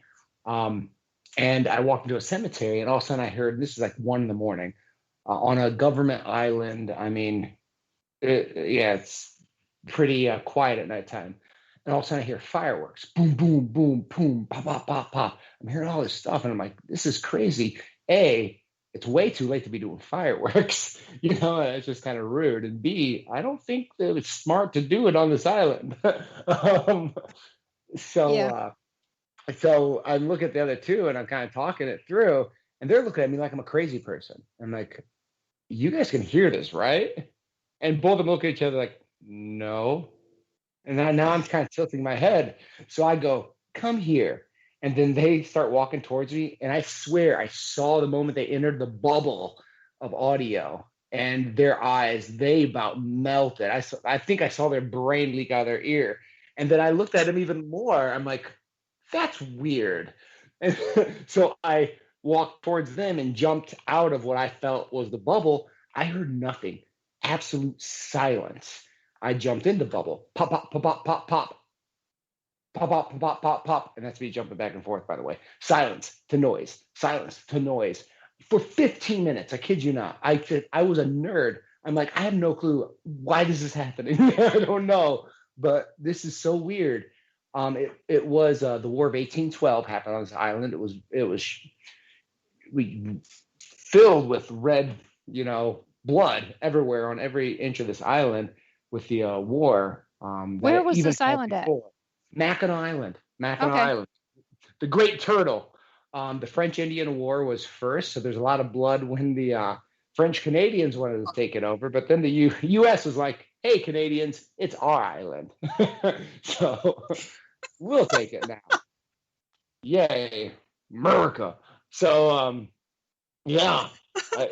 Careful, I'm from Montreal. Hey. Actually, Canadians are fantastic, but it was like the key. It was the key island of provisions before Chicago, so it was like super important, and it was high off the ground. But yeah, nonetheless, a lot of stuff happened there, and I think I heard the War of 1812. A lot of cannons and rifles. It was pretty amazing. It just goes to show kind of that fluke moment that very well could happen in context to apparition walking. Entity, an unseen entity walking, or a shadow person. And I will tell you, Lynda's from Canada. That's where she lives. So are we going to have the War of 2021? Hey, I'm not taking sides. You missed the whole. I'm just saying, there's no problem. Shed. There was sounds heard. There's hearts broken. Just giving you crap. It's hilarious. I'm caught up. Getting this thing situated. Okay, so speaking of that, have you guys ever had any warp hauntings that you've encountered? Or is this news to you? It's so interesting. Honestly, I was kind of blown away because I've been doing a lot of research since I saw John Sable talk quite a few years ago now, but he talks about something called ghost excavation and how, really through reenactment and through excavating at a particular location, you can kind of get into that bubble. I mean, you probably heard about that, Aaron, but it's kind of interesting how you were talking about that bubble. It's like a space and time. And immediately I thought about, John Sable and the ghost excavation, because it makes total sense that you kind of stepped into what you call that warp haunting moment or experience. I think that's amazing. It's never happened to me personally, but I totally 100% totally buy that. I mean, that must have been incredible. Only once it's happened to me, and yeah, it was cool. It was something needed for the research, I think, to put 2 and 2 together. I think those are location based. Yeah, for sure. Yeah. Would be my guess. Keith, have you ever witnessed anything like that? Not like what he's talking about, but what he was talking about is pretty cool. It's like he walked into a portal to another time. I'm really digging that story. I have walked into rooms where all of a sudden everything felt off, like I wasn't where I was supposed to be. But as far as seeing, hearing, no. But again, walking back out of the room, everything's okay. Walking back in the room, it ain't right. There was a place in Goldfield, Nevada. Weird story. We were driving from Vegas to Tonopah just randomly, and we stopped in Goldfield, and not at the Goldfield Hotel. We were just driving around. I mean, the town's not big. I mean, it's like 3 blocks. And we pulled alongside the high school, and I got out, took some pictures. And while we were there, this man showed up with this woman's tire. And he goes, yeah, when you're out here, AAA is the random person in the area that can fix a tire. It's weird. But he had this building there that he had the door open, and I was walking around looking. He goes, you can go in if you like.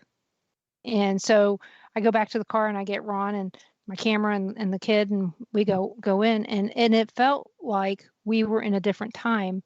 And I mean, I felt like there was this woman that was in there with us that wasn't there. And so, yes, I have witnessed that, but I didn't know what I was witnessing. I thought I was seeing it in my mind's eye when I was actually seeing it for real. That's cool. So it is kind of strange when it comes down to that. But I never thought of what it was called. I just thought it just kind of felt like I was going back in time. That's cool. So now I can call it what Aaron calls it, warp haunting. Oh, warp haunting. So, and it could be because I'm warped. It could be that. Probably that. But it's one of those odd things. So we're going to be going on our next break, so I don't want to get started on any big questions or anything like that. It's going to get us all going. But you know what, Aaron, where can people find you if they want to find you after the show? Not at your apartment, but socially. I just had you on mute, and I took a hot, spicy chip. Told you it was going to happen. Socially. You can find me at the local tap with a mask in the corner. No. Well, we keep you in the corner for a reason. I mean, no one puts baby. So if you go to GCPI Aaron, that's G as in golf, C as in Charlie, P as in Papa, I as in India, Aaron, Aaron, my name. On Twitter, I'm more active on Facebook, and of course on Instagram. You can find me on TikTok with that one, but look, TikTok's a goofy place. You can definitely follow me. Ghost Crier, same format, /Ghost Crier or hashtag or whatever, at Ghost Crier. Oh my gosh, 2020, I tell you, I'm out of practice. Yeah, Ghost Crier. Ghostcrier.com is actually temporarily down. I'll get that back up. But if you Google Ghost Crier, you could find stuff. And if you go to Amazon Prime, you could see me on Breaking Frequencies. Though my research moved forward a little bit from a couple years ago. Well, we all grow and we all learn. And are you still on, what was that called? Space. Huh? Yeah, Vidi Space. Are you still on there? No, they actually just changed. I've been so in my warp. We'll figure it out. Yeah. We'll figure it out, and we're going to go to break. Everybody, you're listening to WBHM-DB.com, and we'll be back with our panelists in just a few minutes. You are listening to WBHM Digital Broadcasting, the best in paranormal talk, only on Paranormal Experience Radio, broadcasting live out of Birmingham, Alabama.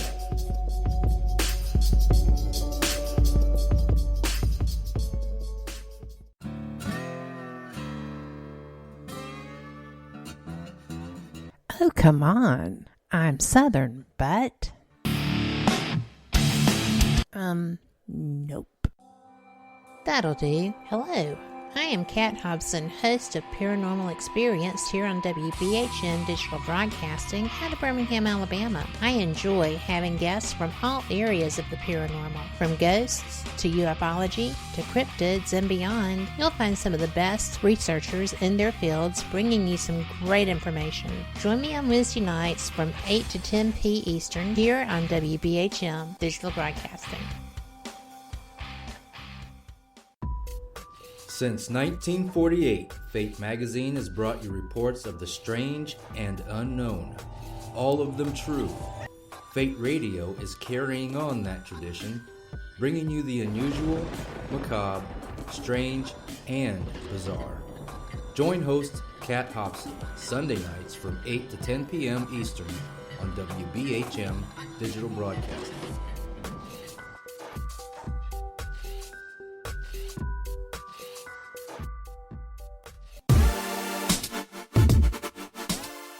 Listening to WBHM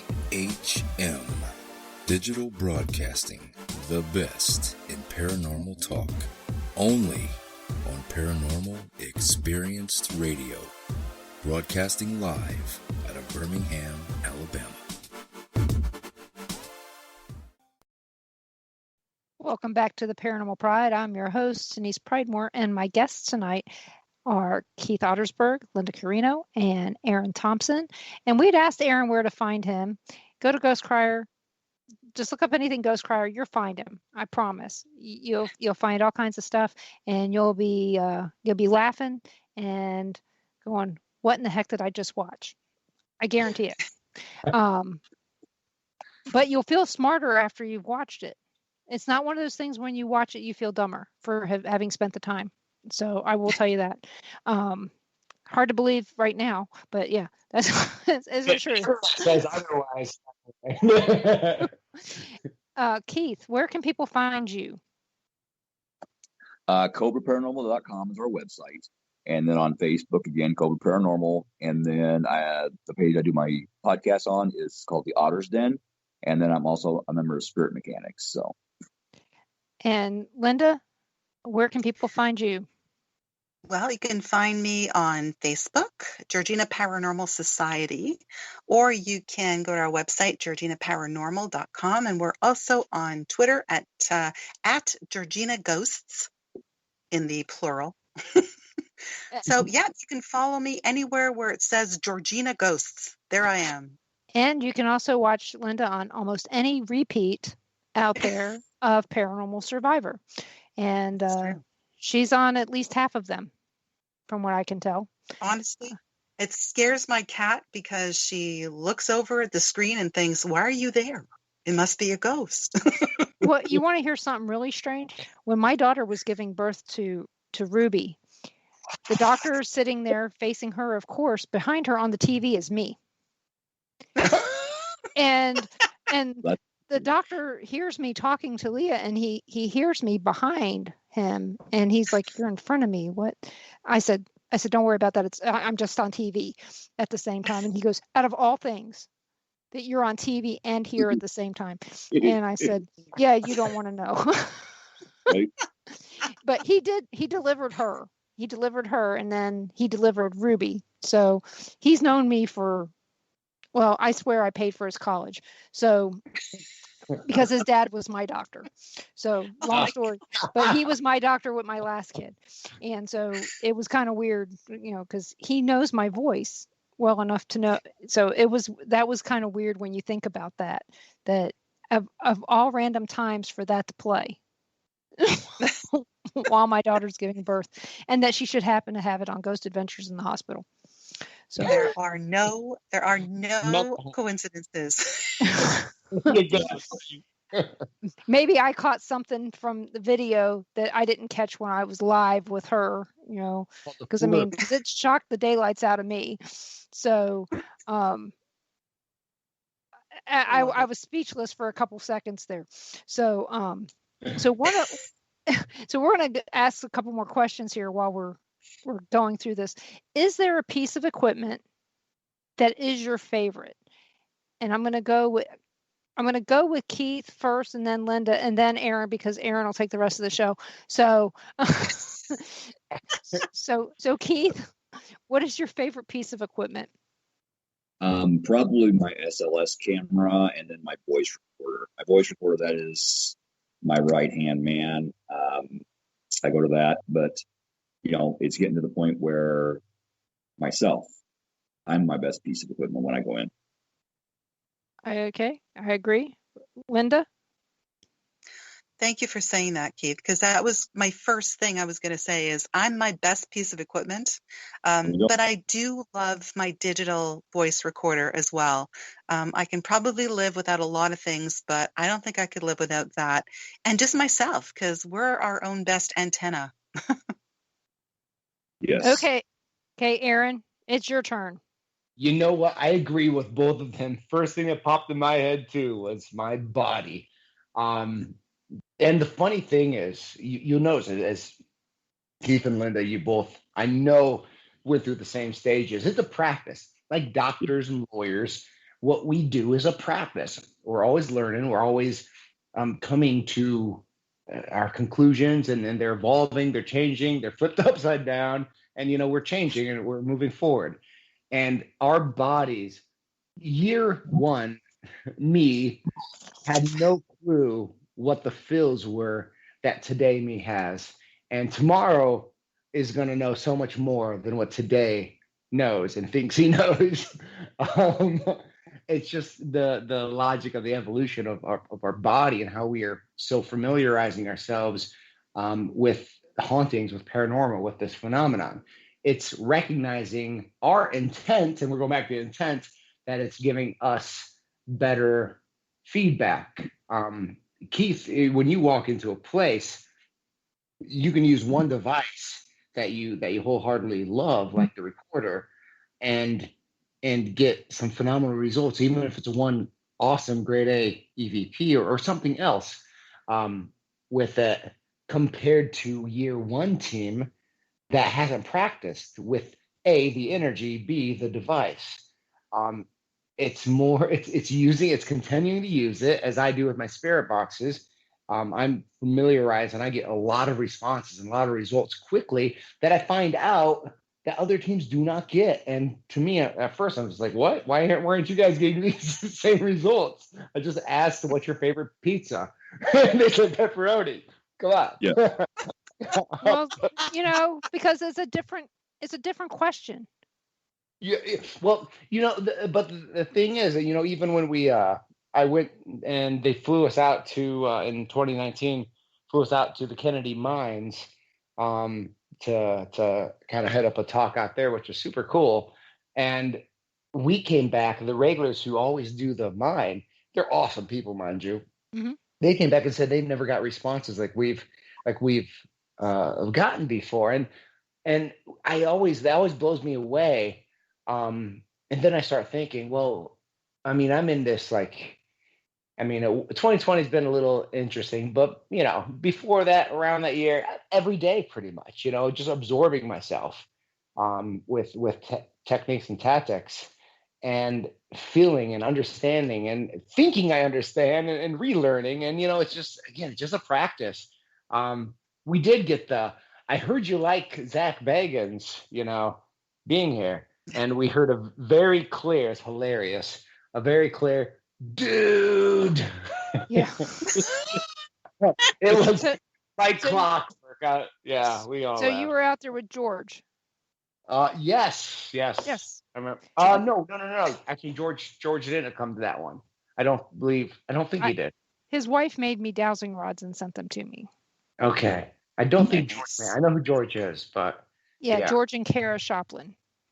I don't think they made it. Because they're the ones that got that place on the map for a lot of people. Yeah. I've heard of them. They were not at the event that I did, though. But yeah. I mean, body. I'll go with body's definitely number one. And I would say another tool, the spirit communication, the spirit boxes. It's just important to me to use that. I tend to tether another like device around it. Like I caught an EVP in context to a spirit box over top of each other once. Just once that I recognized, and that Right. I got online. But that was cool to me. That kind of gave validation to both experiments. I would say if you're using a spirit box, you probably should use a recorder in conjunction with, because sometimes you miss stuff that when you get home, or you're driving home on the airplane, whatever, you're listening and you're going, oh, I missed that when I was there. You know. And I typically am wired up to get my own audio anyways for better presentation and video. So it just happens to be a nice little medium, no pun intended, or pun intended. I would say every pun is intended when it comes to you. It is. Yes. I have some accidental puns sometimes that I just roll with to act like I meant to say that. That's the energy taking care of me, by the way, guys. Just saying. Love it. So Aaron, you sent me some pictures of some rings that you're making. You're making those now? Yes. Because I remember seeing the one on your hand, and I remember Ron asking you about the one that you had. Are these very similar to those? They're the same exact make. Actually, I'm buying the materials from the ring maker who crafted mine, and I'm selling them for $200 a pop, which is about between $200 and $100, depending on the ring, cheaper than the other guy. And I don't, you don't wait. Mind you, I don't have a lot of people reaching out for me for these rings. They take a little bit of time, but as of now, it doesn't take 8 weeks to get the ring. It just takes. What's the material that these rings are made out of? It's glow powder. Well, it's okay. So I kind of choose or talk it over with the client. I sold a couple of them, which is kind of cool. And it turned out really nice. I use, just to go back real quick, I use glow rings for safety, for when I do we're in the dark all the time, right? So I'm a little bit of a nerd. I like glow things, but at the same time, I want a head count of my crew that's with me. So, hey, let's see your hand. Make sure what corner you're in. Okay, good. We see the ring. So they glow bright. So it started off like that, but then I was like, if I keep wanting to buy these for people, it's going to cost me a lot of money. Why don't I just make these? It might be a little harder than anticipated, but still manageable. So I get the ring blanks, and they're tungsten, which is indestructible. Also, I got a porcelain ring that I wear, white porcelain ring, kind of looks like a ghost ring, I call it. It's pretty cool. But the tungsten, though I don't wear the tungsten as much anymore, that's probably one of my favorite builds, the tungsten metal itself. And really just the tungsten and black or white porcelain are kind of what I work with. But I use glow powder, and I don't use resin. I actually use adhesive, kind of a really 3 levels of glue, and then I just sand it down. I buffer it down, I polish it, and then call it a day. I almost pulled a hernia the other day though, trying to take a ring off the machine. I glued it to it, and I'm just like, let me use all my gym strength, because that's what I've been doing, in this whole pandemic. I've been getting 6-pack abs. Well, trying, eating chips now. Well, anyway. I also saw some other changes as well. Oh my gosh. Thank you for noticing. Yeah. I mean, I noticed that it looks like you've seen a ghost. Yes. Well, early on in my video days and presentation days with the ghost stuff, I say early on, I've been doing ghosting for a long time, but only really kind of out of the box into the world about 2015, 2016-ish. So I started dyeing my hair white, just with temporary stuff. just kind of give myself a little different thing. But, you know, I kind of went away from it as a little bit of work. But now, you're right. I went full on, dye my hair icy, the ladies call it, that do it, because I can't do it myself. I cannot do it myself. I tried it once. My little 3-year-old called me a clown. It was so innocent and so truthful. That's how kids are. But you know what? No real hurt there. It was just truth. I gotta respect that. Daddy looks like a clown, and then I think she said, "I like it." I'm like, "Oh, thanks." And you're going, "Damn, I gotta fix it." Yeah, I wish. I made an appointment like ASAP. I knew I looked like a clown, mind you, but I did not say that word, so it hurt when it came out of her mouth. Yeah, my granddaughter says that sometimes to her dad. She'll say, "Daddy," or "Devin, you're a clown." Not Daddy, Devin, because yeah, she's kind of sarcastic. I don't know where she got that from, but so it's always interesting. So you know what? We're at the top of the hour. I'd like to thank you guys so much for being on. It was so much fun, and Aaron, you made me smile just by showing up. And Lynda, I am so happy that we're still friends after all this time.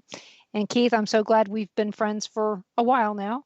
And I want to invite you all to come back not the guests. You can come back and listen next week. But my guest next week is going to be Dave Miller.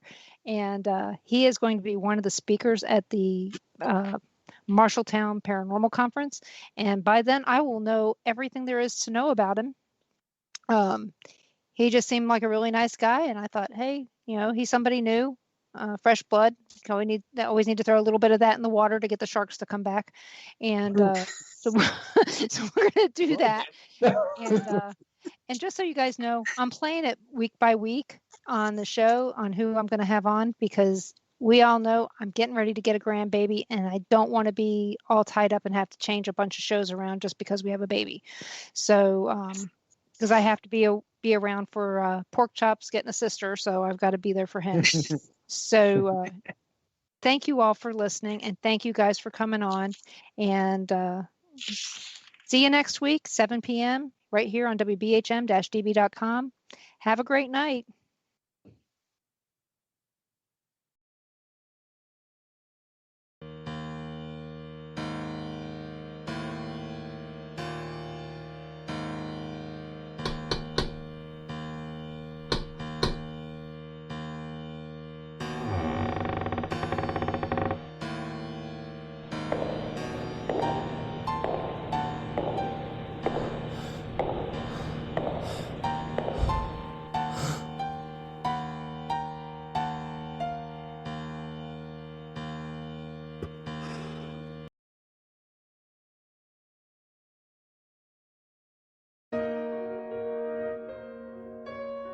You are listening to WBHM Digital Broadcasting, the best in paranormal talk radio.